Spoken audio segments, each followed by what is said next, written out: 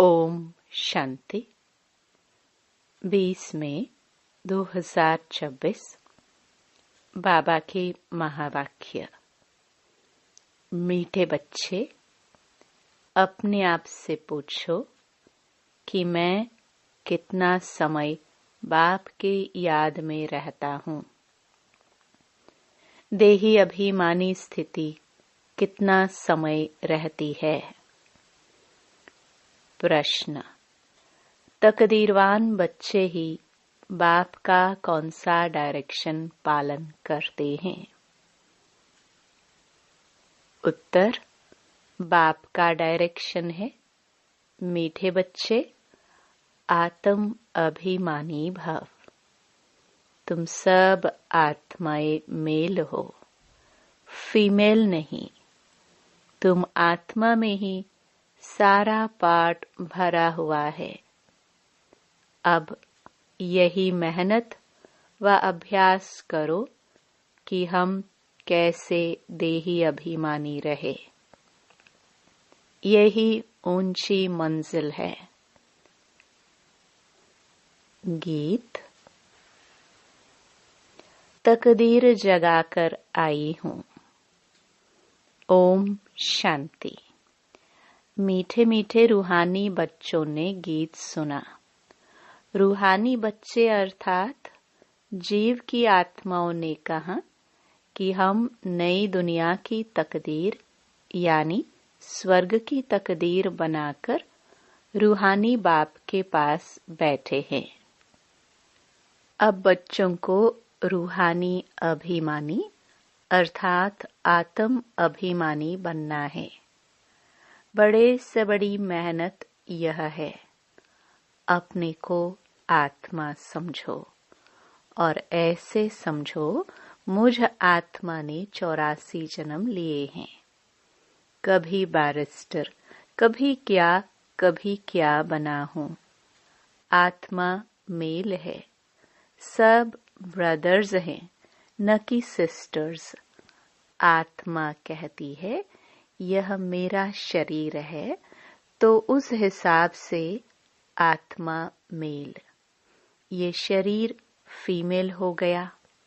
हर बात को अच्छी रीति समझना है। बाप बड़ी विशाल महीन बुद्धि बनाते हैं। अब तुम जानते हो मुझ आत्मा ने 84 जन्म लिए हैं।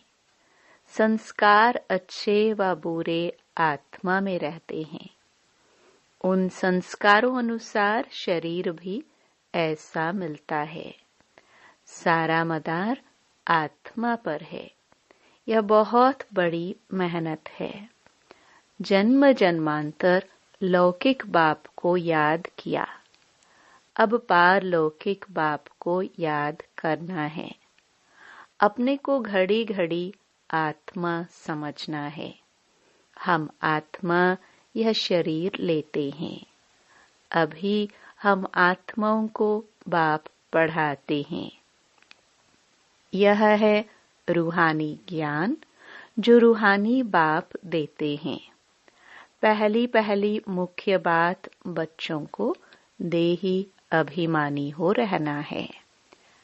देही अभिमानी हो रहना यह बड़ी ऊंची मंजिल है। ज्ञान ऊंच नहीं है, ज्ञान में मेहनत नहीं है। सृष्टि चक्र को जानना यह है हिस्ट्री ज्योग्राफी। ऊंच ते ऊंच बाप है, फिर है सूक्ष्म वतन में देवताएं। वर्ल्ड की हिस्ट्री ज्योग्राफी तो मनुष्य सृष्टि में होती है। मूल वतन सूक्ष्म वतन में कोई हिस्ट्री ज्योग्राफी नहीं है। वह है ही शांति धाम। सतयुग है सुख धाम, कलयुग है दुख धाम। यहाँ रावण राज्य में किसको शांति मिल नहीं सकती। अब तुम बच्चों को ज्ञान मिला है। हम आत्मा है ही शांति धाम में रहने वाली। यह ऑर्गन्स कर्म करने के लिए है। चाहे कर्म करे चाहे न करे, हम तो आत्मा है, हमारा स्वधर्म शांत है। कर्म योगी है ना, कर्म भी जरूर करना है। कर्म सन्यासी कभी हो नहीं सकते। यह भी इन सन्यासियों का पाठ है। घर बार छोड़ जाते हैं, खाना नहीं पकाते, गृहस्थियों से भिक्षा मांगते, फिर भी उन गृहस्थियों के पास खाते हैं ना। घर बार छोड़कर कर्म तो फिर भी करते हैं। कर्म संन्यास तो हो नहीं सकता। कर्म संन्यास तब है जब आत्मा शांति धाम में रहती है। वहां कर्मेंद्रियां ही नहीं है तो कर्म कैसे करेंगे। इसको कर्म क्षेत्र कहते हैं। कर्म क्षेत्र पर सबको आना पड़ता है। वह है शांति धाम अथवा मूल वतन। ऐसे नहीं कि ब्रह्म में आत्मा को लीन होना है।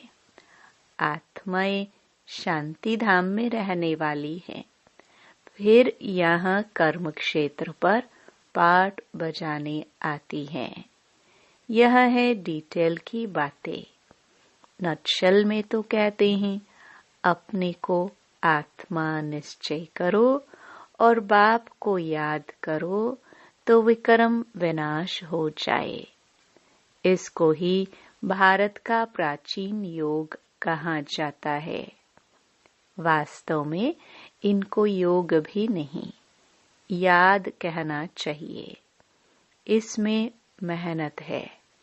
योगी बहुत कम बनते हैं। योग की शिक्षा पहले चाहिए, बाद में ज्ञान। पहले पहले है बाप की याद। बाप कहते हैं देही अभिमानी बनो। यह है रूहानी याद की यात्रा, ज्ञान की यात्रा नहीं।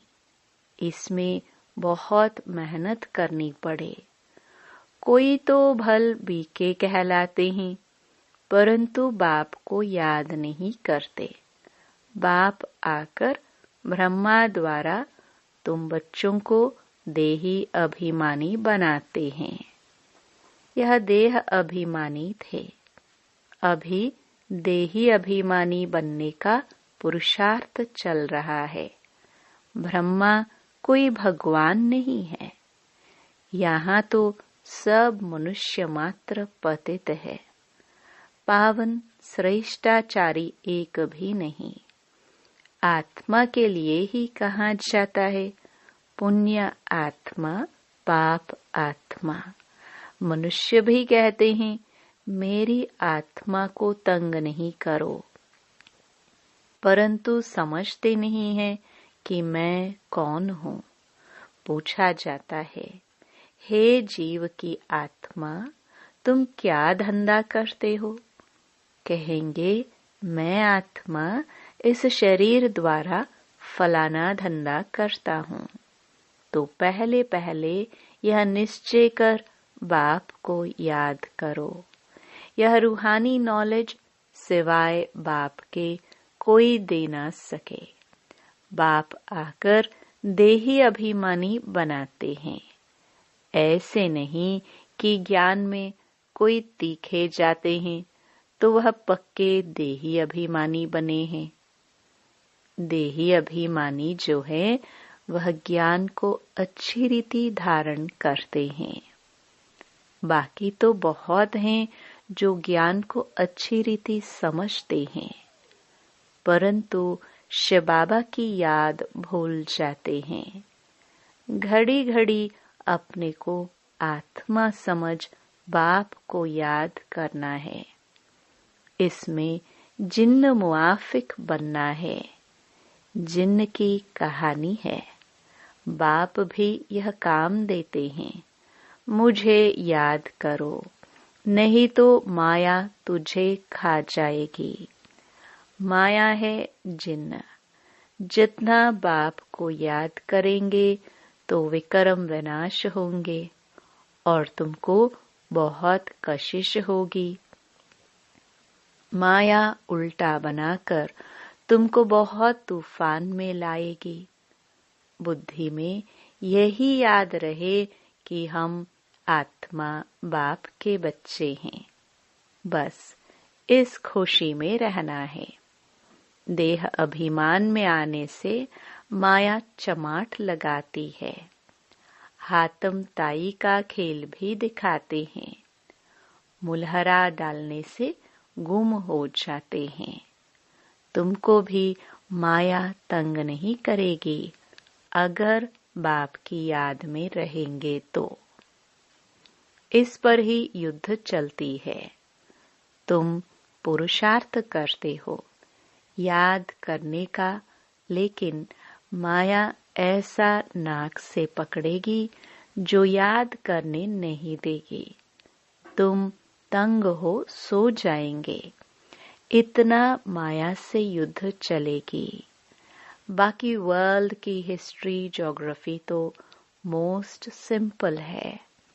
तुमको घड़ी घड़ी कहाँ जाता है हमेशा समझो अब हमारे 84 जन्म पूरे हुए।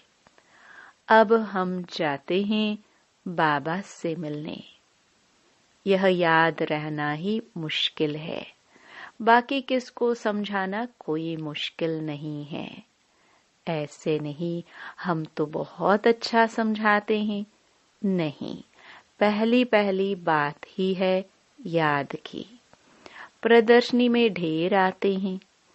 पहले पहले यह सबक पाठ सिखाना है कि अपने को आत्मा निश्चय कर बाप को याद करो तो तमो प्रधान से सतो प्रधान बनेंगे। पहले लेसन ही यह देना है। भारत का प्राचीन योग कोई सिखा नहीं सकते। बाप जब आकर सिखाए तब सीख सकते। मनुष्य मनुष्य को राजयोग सिखा नहीं सकते। इम्पॉसिबल है। सतयुग में तो है ही पावन। वहां तो प्रारब्ध भोगते हैं। वहां ज्ञान अज्ञान की बात ही नहीं। भक्ति मार्ग में ही बाप को पुकारते हैं कि आकर दुख हरो सुख दो। सतयुग त्रेता में कोई गुरु गोसाई होते नहीं। वहां तो सद्गति पाई हुई है। सद्गति का वर्षा 21 जन्म लिए तुम पा सकते हो। 21 पीढ़ी कहते हैं। ब्रह्मा कुमारी वह जो 21 पीढ़ी का उद्धार करे। यह भारत में ही गाया जाता है। भारत में ही तुमको 21 पीढ़ी का वर्षा मिलता है। वहां तुम एक ही देवी देवता धर्म वाले होते हो। दूसरा कोई धर्म नहीं। बाप आकर तुमको मनुष्य से देवता बनाते हैं। पवित्र होने बगैर हम वापस जा कैसे सकते। यहाँ तो सब विकारी पतित हैं। जो धर्म स्थापक हैं वह फिर पालना करते हैं। उनके धर्म की वृद्धि होती जाती है। वापस कोई भी जा नहीं सकता। एक भी एक्टर वापस जा नहीं सकता। सबको सतो प्रधान सतो रजो तमो में आना ही है। ब्रह्मा के लिए भी कहते हैं ब्रह्मा का दिन ब्रह्मा की रात। तो क्या सृष्टि में अकेला ही ब्रह्मा होगा क्या? अभी तुम ब्राह्मण कुल के बन रहे हो। तुम रात में थे, अब दिन में जा रहे हो। तुमको समझाया है कि कितना समय पूज्य पने में रहते हो। कितने जन्म पुजारी बनते हो। जब तक बाप न आए तब तक कोई भ्रष्टाचारी से श्रेष्ठाचारी बन न सके। भ्रष्टाचारी उनको कहा जाता है जो विकार से पैदा होते हैं। इसलिए इसको हेल कहा जाता है। हेल और हेवन दोनों में अगर दुख हो तो फिर तो उनको हेवन ही ना कहा जाए। जब तक पूरा समझा नहीं है तो उल्टे सुल्टे प्रश्न करेंगे। तुमको समझाना है भारत बहुत ऊंच था, जैसे ईश्वर की महिमा अपरम अपार है, वैसे भारत की भी महिमा अपरम अपार है। भारत क्या था, ऐसा किसने बनाया? बाप ने, जिसकी महिमा गाते हैं। बाप ही आकर बच्चों को विश्व का मालिक बनाते हैं।